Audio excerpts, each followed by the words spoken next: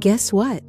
The perfect lunch needs simple ingredients and 20 minutes of yours. I've rescued myself with this recipe more times than I can count. We'll start with 700 grams of ground meat. Break in 1 egg. It'll hold everything together. A pinch of salt and a sprinkle of black pepper for flavor. A pinch of red paprika for color. You know, I've been modifying this recipe for more than a decade. It began when my husband returned one night and said, "Can you cook something fast, but not dull?" This was the solution. If you're already loving this, don't forget to like the video and subscribe. We throw in some dried garlic. It adds nice depth. And a pinch of coriander. My grandmother always used that. She said it awakened the meat. 2 tablespoons of flour will also do to shape the patties. You may use breadcrumbs too, but I find it makes them soft in the center. My son prefers it that way. He says it is less bready, more meaty. Now mix everything together thoroughly. And here's a secret tip. If your fingers are tacky, just wet them lightly. It makes it simpler to combine. One time, I let my son help with this part. He made a humongous mess, but the look on his face? Worth it. Meanwhile, my beagle Max was crouched at the table leg, awaiting a miracle. Now, chop 1 onion. Not too thin. We're looking for some texture. This part always reminds me of my daughter. She insists on slicing onions when wearing swimming goggles. In all seriousness, it works. No tears. My husband jokes that the kitchen is transformed into a science lab when she helps. If raw onion does not agree with you, first soak it in cold water. It tames the flavor and is kinder to the stomach. Put some olive oil in the pan and a small slice of butter. It gives flavor and color. This is when Max really comes into play. He catches that sizzle, and suddenly he's the most attentive dog in the world. My daughter swears this is the point that makes the kitchen smell like love. I'm inclined to open a window here, not just for the scent, but so I can hear the children playing in the backyard. Now we saute the onion on medium heat until it's soft and golden. That sweetness will flavor the patties even more.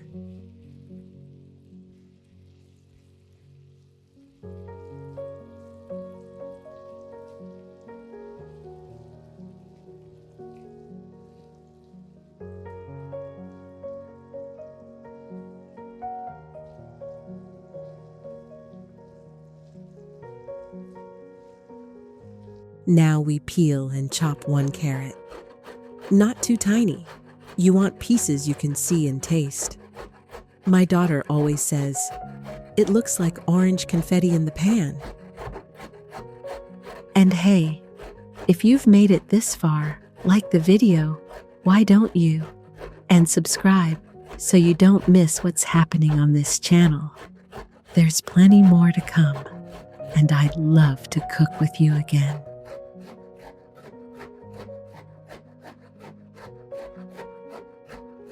Add it to the skillet with the onions.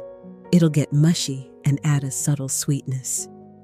Stir it a little and let it cook for about 5 minutes. This is when the kitchen really starts to smell of something special. Occasionally, I let everyone in, just so they get a sniff and snuggle up close.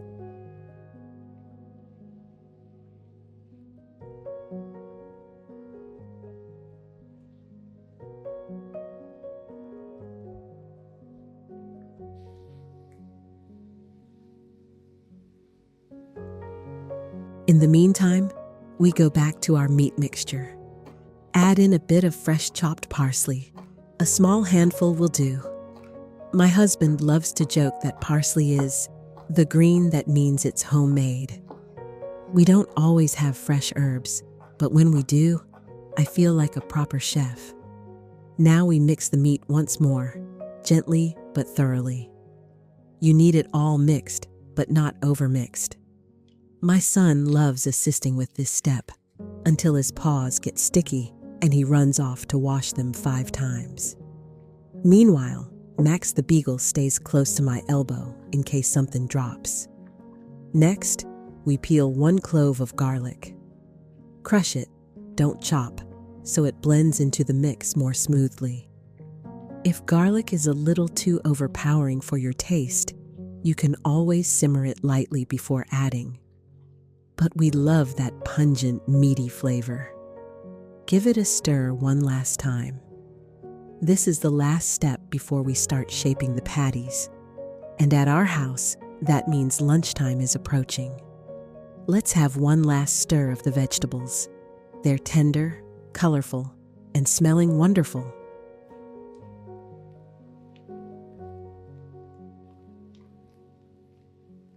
The vegetables are ready. We add them to the ground meat now. Be gentle with them. They must be warm, not hot. You'll see the whole mixture is now richer and more attractive. This is where it starts to look like a proper family meal. Cover the bowl with cling film and leave it to sit for 20 minutes. That little break lets all the flavors settle in and get cozy with each other.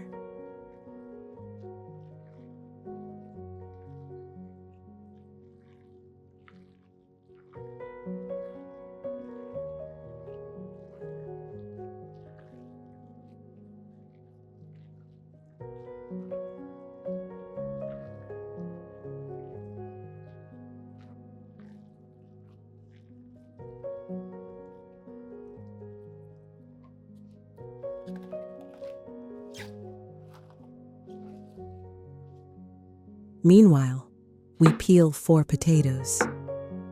My daughter loves to guess how many slices each will provide. It becomes a little math problem and a pleasant way to keep her occupied.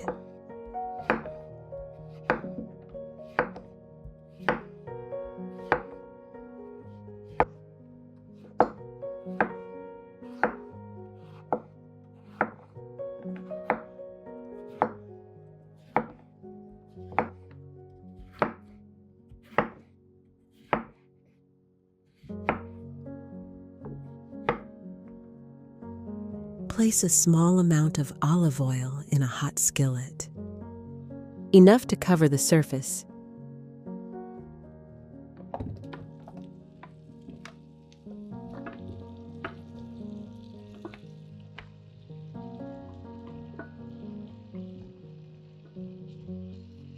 Next, add a small amount of salt. Max, our beagle, usually appears around now, wagging tail. Next, dried garlic. It brings the potatoes alive beautifully. And a scoop of Italian herbs. It smells like a summer afternoon in the kitchen. Now we fry the potatoes until golden brown. Crispy outside, soft inside, just the way my husband likes them. And yes, one of us always finds a way to steal one from the pan before they're done.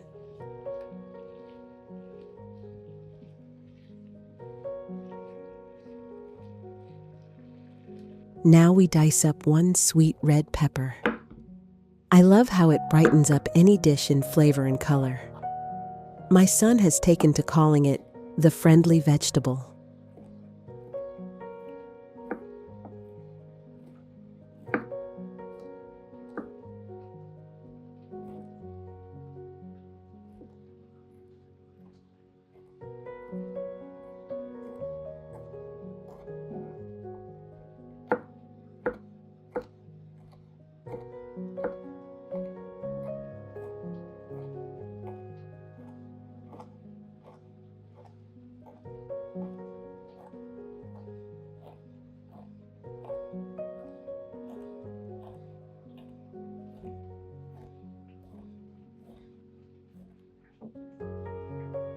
Give the potatoes the occasional gentle stir.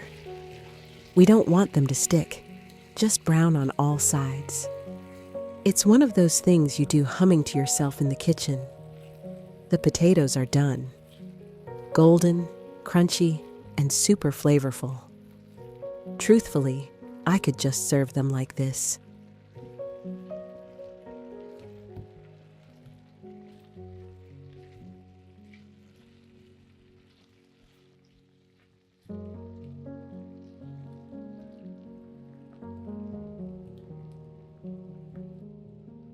Add a bit of olive oil to a baking dish. It keeps everything from sticking and creates a lovely finish. Now put the potatoes in the dish evenly. I always attempt to set them a bit neat, but somebody's gonna grab a piece when I'm not watching. And if you've enjoyed this recipe up till now, don't forget to subscribe. Then you won't miss the channel, and there's so much more in store coming up. Then we add the sweet red pepper on top. It provides freshness and a hint of sweetness to complete the dish.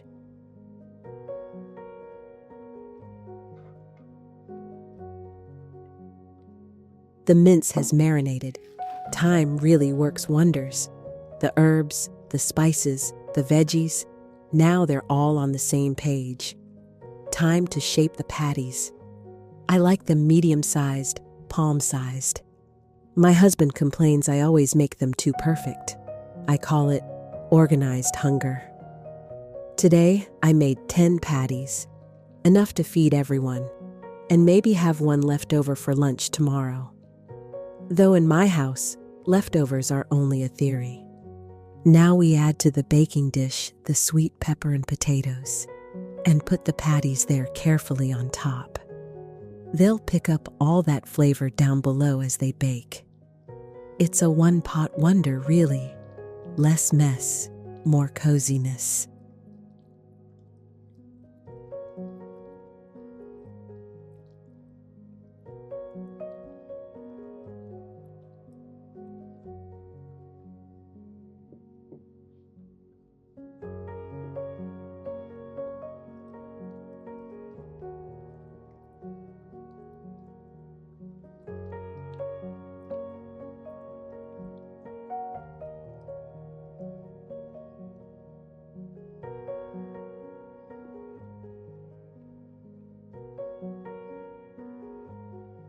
Then we grate 120 grams of mozzarella cheese. Freshly grated melts so much better. My daughter always begs to do this part and proceeds to gobble down half of it while helping. We spread the mozzarella right onto the patties. Not too much, just a little enough to form a golden, bubbly crust.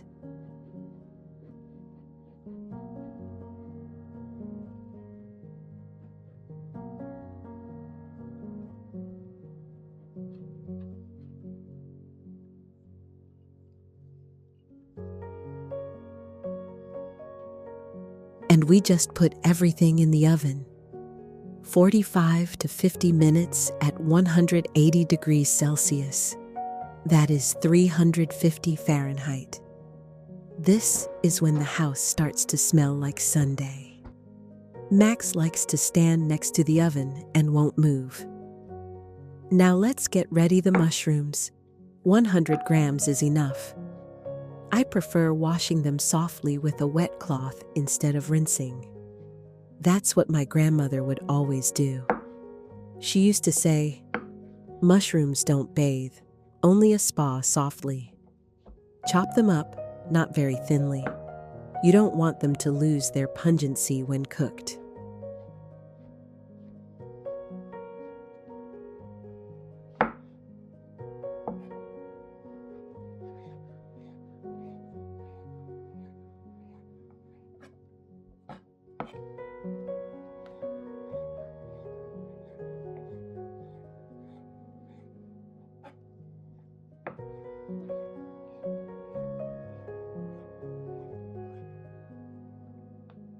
A bit of olive oil into the pan, enough just to grease the bottom. This is the start of something simple, yet so delicious. Now we fry them with medium heat.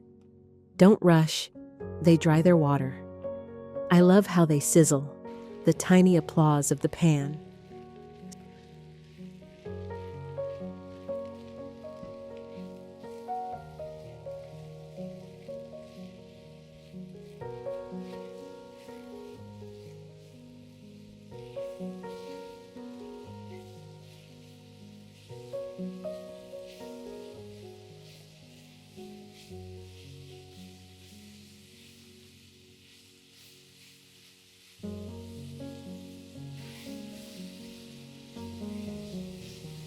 Sprinkle it with a dash of salt and a crack of black pepper.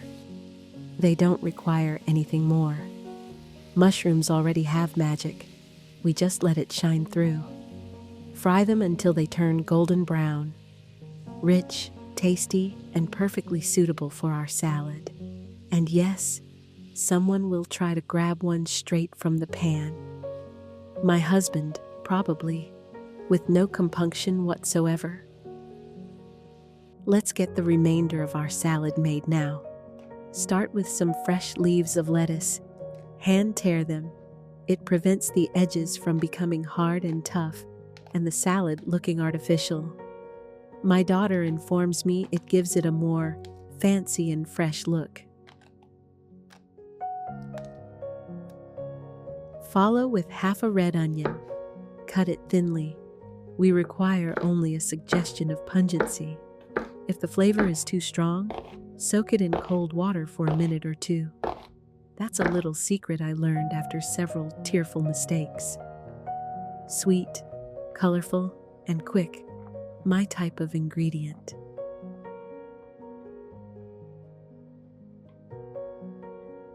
Now a few spoonfuls of corn from a can. My son always insists on more being added. He calls it yellow candy. 1 clove of garlic, minced. The salad a bit of a kick. If you don't care for it, you can leave it out, but we like the pungent flavor. And a sprinkle of fresh dill to finish it off.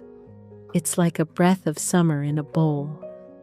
My husband swears that dill gives everything a homemade flavor. Even the barest thing, a salad. The mushrooms are cooked, golden, rich, and full of that earthy flavor we love. We'll let them get just slightly cool before adding them in.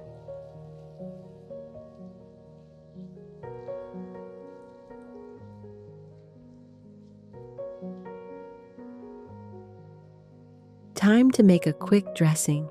Just a few simple ingredients. Start with a teaspoon of Greek yogurt or sour cream. What you have on hand, both are wonderful. Next, add a teaspoon of mayonnaise. It gives that creamy balance we all love. This is the step my husband always tastes before it even reaches the salad. Now, a dash of mustard. Just enough to wake everything up. It adds that perfect zing without overpowering the rest. Give it a good mix until smooth. You'll know it's ready when it smells too good to ignore. It's a very tasty salad dressing, light, creamy, and full of flavor. Now pour it over the salad. Toss everything together gently so the veggies stay crisp. This part always makes me smile. It's like watching everything come together. Just like at home with family around the table. That's it. The kitchen smells wonderful, and all is just right. We take the baking dish out of the oven. The cheese is melted, the patties are juicy, and the potatoes are crispy. Yummy dinner is served, and everything came together in one pot. Simple foods, but such homey result. It's so aromatic and so delicious. The herbs, the vegetables, the melted cheese, every bite is heavenly. My husband already has his fork ready, delicious and gorgeous. Even my son, who doesn't like vegetables, is asking for seconds. And what about my daughter? She's already planning on taking the leftovers to school in her lunch. Bon appetit. I hope this dinner makes it into your home with as much love as it does mine. And don't forget, I'll see you in the next recipe.